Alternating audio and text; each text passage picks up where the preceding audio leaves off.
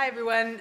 Thank you guys all for your patience. I really am the very last speaker, the person between you and whatever substance of choice or activity of choice might be following today's very long session. So thank you very much for sticking around. My name's Alana Klein. I always forget to put my name on my slides. I am an associate professor here at the Faculty of Law, also an associate member of the Institute for Health and Social Policy, as well as co-convener of McGill's research group in health and law. And the presentation that I'm going to give you today could equally have gone into the panel on the politics of marijuana in a federal system. And I would have loved to have been on that one too, but one followed the other, so it works great. The point of this presentation is to show the ways in which federalism has played a subtle role in directing cannabis legalization away from health and harm reduction perspective in a number of key ways, and toward a retention of punitive approaches as a central pillar of the cannabis strategy.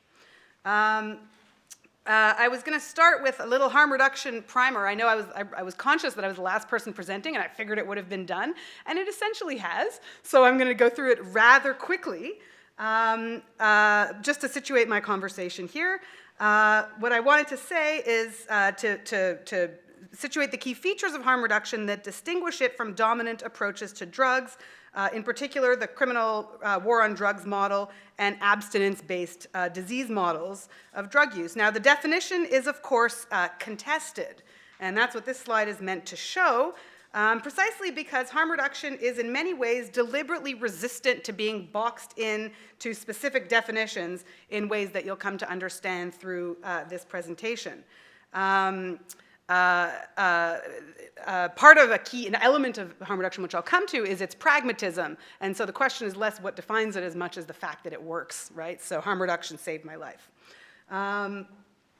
Nonetheless, there are certain key features of harm reduction that distinguish it from competing models. And I want to distinguish here cannabis legalization from what would be sort of a more thorough or paradigmatic example of harm reduction, since it's often being defined as a harm reduction approach.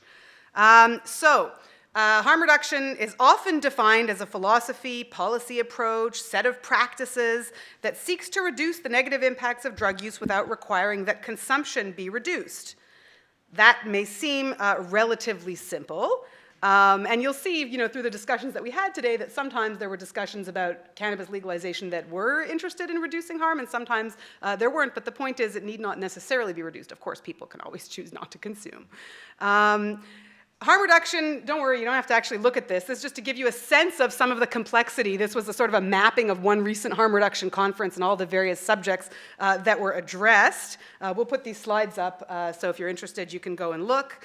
But I'll try to sort of boil it down to some key elements. One is value neutrality in regard to the underlying behavior. So, and we saw a number of the examples that Hannah presented and that we saw in the speaker right after you who spoke, whose name I forget, also presented some examples of where you can see here the condemnation on the image on the right is really the drugs themselves, and there on the image that you see there on the left, there's a value neutrality. It just gives you the basic facts about using clean needles and the benefits of using clean needles.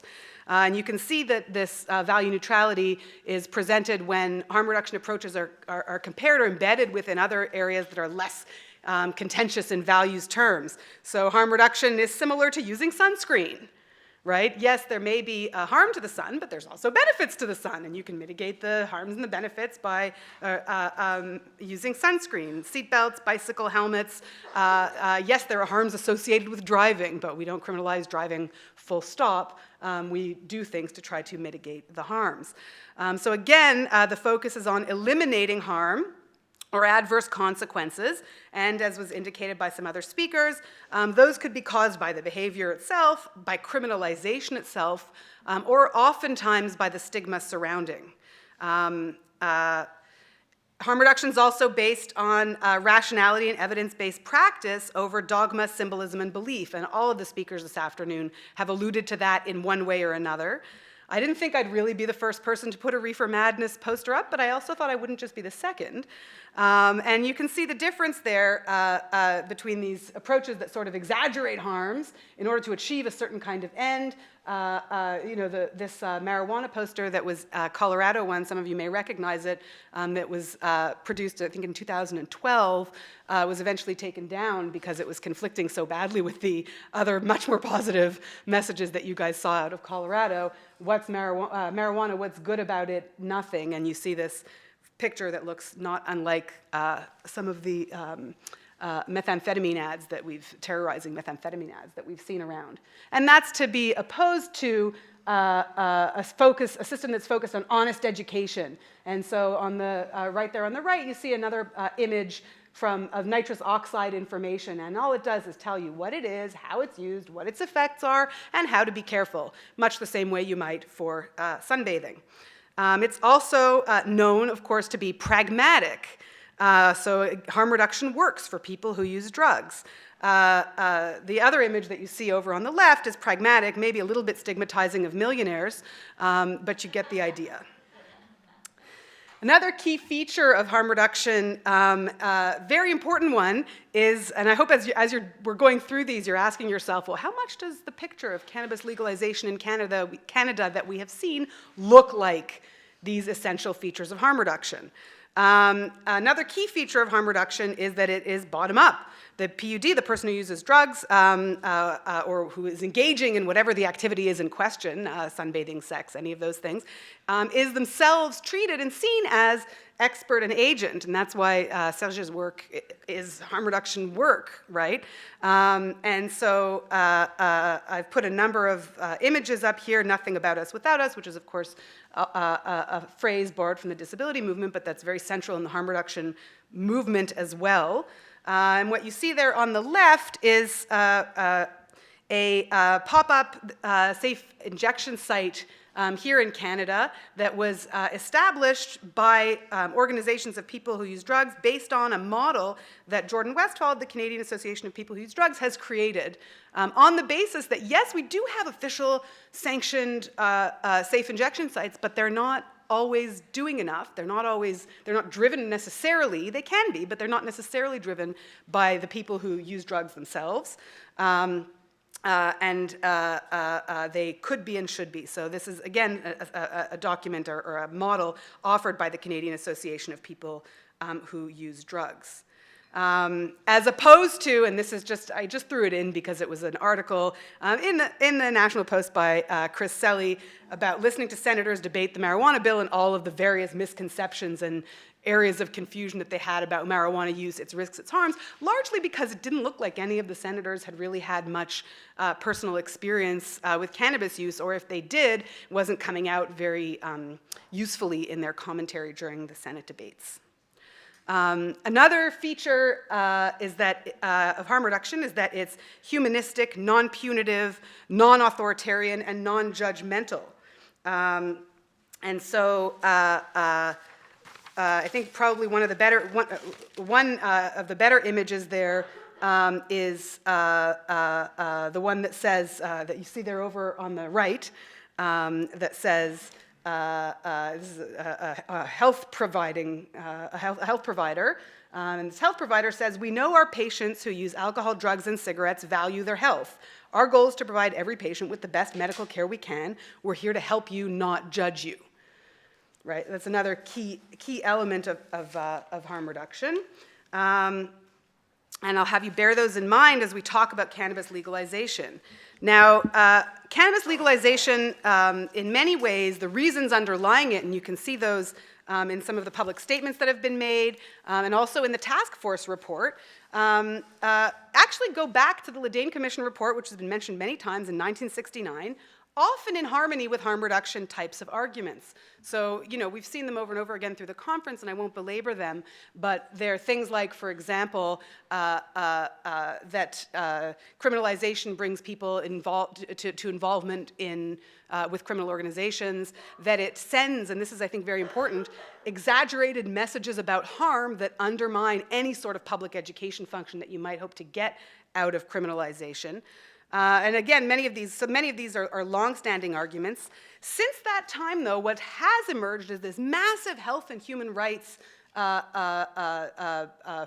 form of discussion that now is revealed in current policy in various ways, sometimes more, sometimes less. So, for example, questions around racial disparity, which we just heard about from Akwazi, are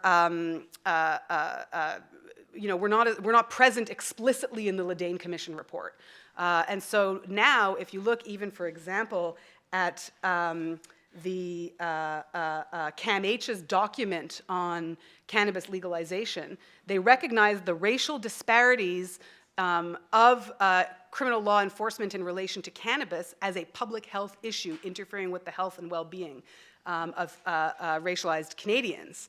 And so this sort of language of health and human rights has come in a way that wasn't present at the time of the Ledane Commission.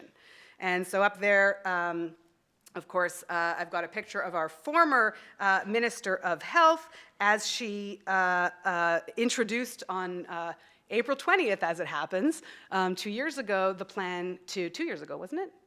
1 year ago? 2 years ago. The plan to legalize, that's right. Yes, she had, and there you can see sort of both, right? She had this language of our goal is to protect our youth while enhancing public safety. Harm reduction isn't going to tend to use the language of paternalistic language of protecting youth. It would be more about, helping people to be able to take care of themselves in a way that fits with their own senses of their own agency and autonomy. So there was some language of enhancing public safety and protecting youth, and certainly youth protection broadly has been a part of this project from the start. But she also said that a modern approach to drug policy builds on public health successes like Insight, which was Canada's first safe injection site and probably the best known safe injection site probably in the world, and prevents and would embrace upstream prevention, compassionate treatment, and harm reduction. So there was an expectation that harm reduction would be an important part of this.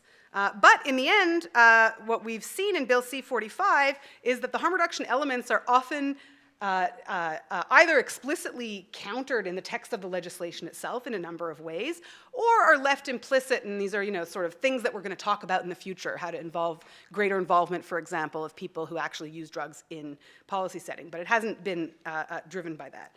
So, Bill C-45, for example, lifts many current criminal restrictions. That is true, but and it also abolishes mandatory minimums that were established, as has been mentioned, during the Harper regime.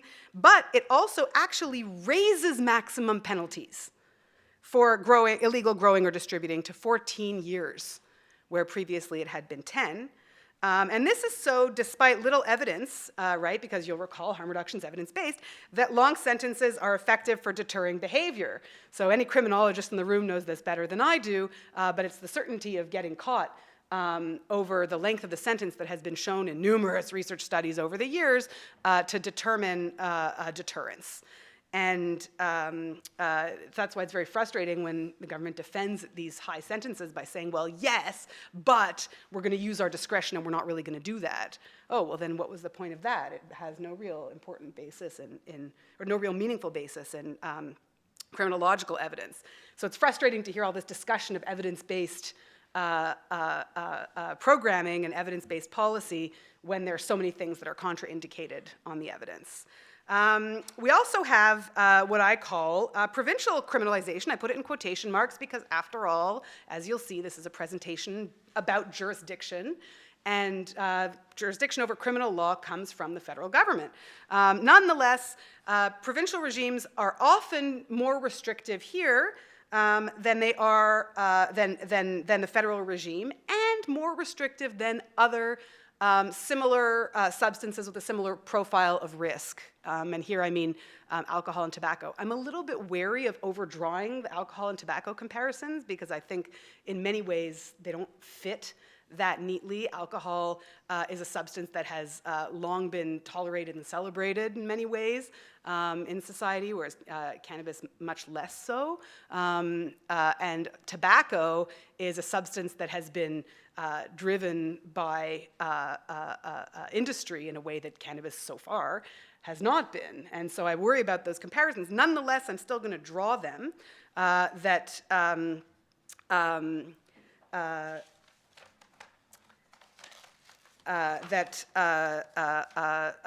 the consequences are much stronger in relation to cannabis than they are into those other substances. So Quebec and really? So Quebec and marijuana have their home grow ban. We're expecting, which you might have heard about, despite the federal task force recommendation that home grow had an important harm reduction purpose. And my goodness, even from the discussions that we had earlier, you could see that putting drug use in people's hands would seem to be in line very closely with well-regulated and educated and understood home grow policy.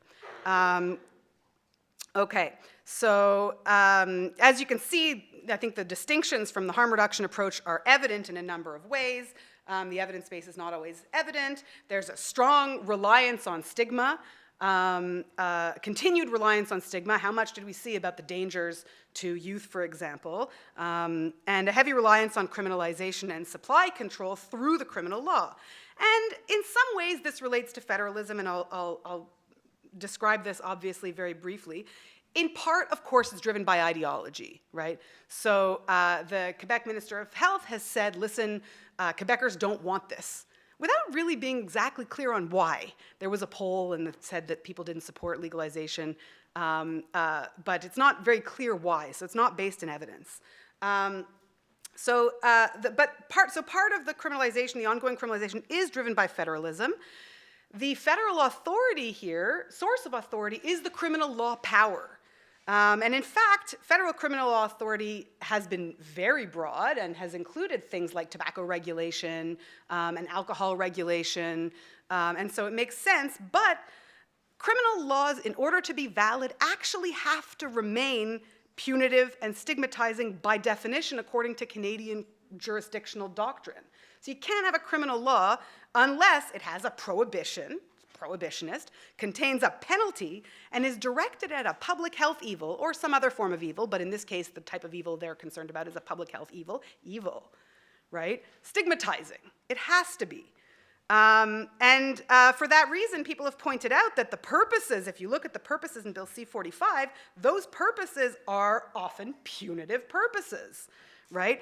Protecting the health of young people by restricting access to cannabis, protecting young people from inducements to use cannabis, deterring illegal activities. These are traditional criminal law purposes, and they're reflected in the text.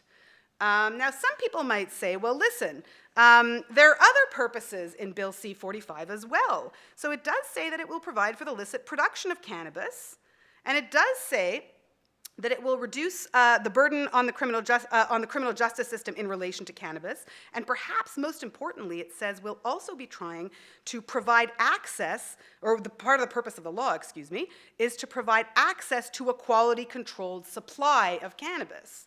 So that's much more positive, much less punitive, enhanced public awareness of health risks, much more in line with some elements of a harm reduction approach, if not all. However, of course, the provincial laws may undermine. And so what I'm going to sort of close with is to urge you to pay attention to future jurisdictional conflicts here. They might seem awfully dull, although lately jurisdictional conflicts in Canada have been hotter and juicier than usual for the Canadians in the room. But pay attention to what happens. So there's already been a conflict brewing where the federal government has said, listen, provinces, by being more restrictive, you may be undermining our plan, because our plan includes providing access. You may be undermining our plan. Provinces respond and say, no, when you restricted tobacco advertising, we restricted it further, and the Supreme Court said there's no problem there. The province is not in any way frustrating the federal law, which it's not allowed to do, because everyone wants to minimize tobacco advertising. It's just that the provinces went further. So I think it may be a difficult argument to make in light of the tobacco precedent, particularly because those tobacco precedents underscored the point that the criminal law is there to prohibit and not to provide access. So it might be a losing argument to say that the criminal law, that the federal law is undermined by the provincial if the federal law, if all it can really do is prohibit. Others have said, well, then maybe what we should do, because when governments pass their law, they don't say what power they passed it under. So another thing that they could do, oh, look, I tell myself to stop. Another thing that they could do is they could say, well, you know what, we're going to abandon the criminal law power as the source of jurisdictional authority. If the provinces are going to contend that we weren't allowed to provide access in the first place, and so we're not frustrating your objective, and say, well, we're going to ground it in some other source of authority. That's possible, and one source of authority is peace, order, and good government, which I won't go into great detail on, but it was floated and not quite rejected in the Malmo-Levine case. That's David Malmo-Levine, famous Canadian pot activist in front of the Supreme Court. But I think it would actually be an interesting idea for jurisdictional people who are interested in the room. Basically, it's something that you use for regulating and responding to some kind of an emergency. For me, I don't think it's crazy to suggest that the harms of the war on drugs may indeed represent such an emergency, and that the federal war on drugs that has been being waged for this long has created harms that the federal government now has an obligation to repair. I'd love to see the federal government trying to make that kind of argument. It may not happen, but it would be interesting, and it would redirect the conversation away from justifying prohibition and toward actually remedying harms, which we've been talking about, the harms of the drug war. And a final possibility would be for the federal government to say, provinces, you're now saying that you are merely regulating for health benefit, but unless you can show me that your home grow ban actually serves a public health purpose, we're going to try to claim that you're actually secretly doing criminal law, which according to Canadian constitutional law, you're not allowed to do. So they could do that, and it's happened before. So for example, when the Supreme Court struck down abortion laws in 1993, Nova Scotia came back with a very restrictive regulation that required you to have abortions in hospital, and the Supreme Court said, this does not serve a real health purpose. This isn't really about health. This is really about you being uncomfortable with abortion. This is criminal law. You can't do it. So that would be another very interesting conversation, because again, it would shift the terms of the debate away from the harms of marijuana, which we've heard about and are real, but are not the only part, but are only part of the picture, to stigma, to exaggeration of harms, which of course would be much more in harmony with a harm reduction approach. Thank you very much for your patience.